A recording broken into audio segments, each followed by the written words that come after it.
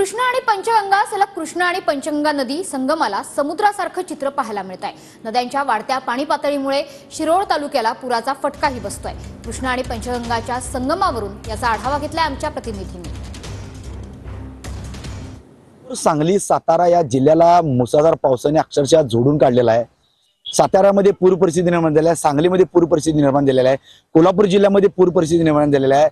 कृष्णा आणि पंचगंगा नद्याला या दोन्ही नद्या एकत्र ज्या ठिकाणी होतात नरसिंहवाडी येथे नरसिंहवाडी मंदिर पूर्ण पाणी गेले। आपण जर बघितलं तर TV9च्या माध्यमातून टॉप अँगलनं आपण आता हा अँगल घेतलेला आहे TV9च्या प्रेक्षकांसाठी।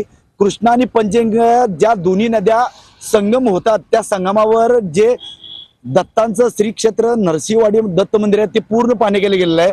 वाडीतील काही घरं मंदिरं अपार्टमेंटला पाणी लागलं आहे। आपण जर एका बाजूला जर बघितलं तर सांगलीला पूर परिस्थिती निर्माण झालेला आहे, कोल्हापूरला पूर परिस्थिती निर्माण आहे। कोयना धरणातून सध्या 35,000 क्युसेस पाणी सोडण्यात आलेलं आहे।